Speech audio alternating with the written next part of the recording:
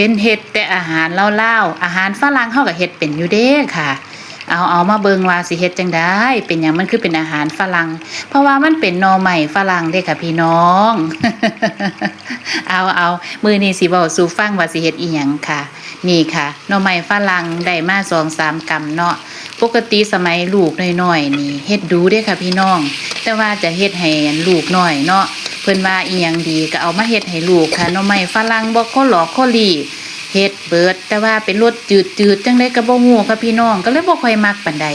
เที่ยวนี้ได้มาเฮาก็เลยว่าสิเฮ็ดแบบรสแซ่บๆรสจัดจ้านลองเบิ่งค่ะพี่น้องเอาตำพริกกระเทียม3เกลือค่ะผัดลงไปแล้วเฮาก็เอาหมูสับเฮานี่ล่ะค่ะเอามาผั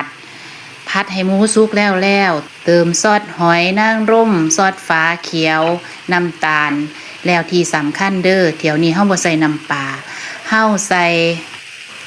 เต้าเจี้ยวค่ะ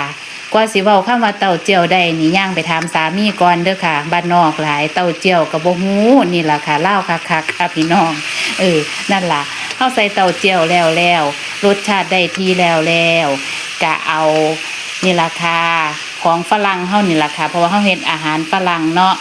หน่อไม้ฝรั่งที่เฮาล้างแล้วก็หั่นไว้นี่ล่ะค่ะเอาส่วนต้นมันใส่ก่อนแล้วก็เอาปลายมันตามไปที่หลังนี่ค่ะสีสัน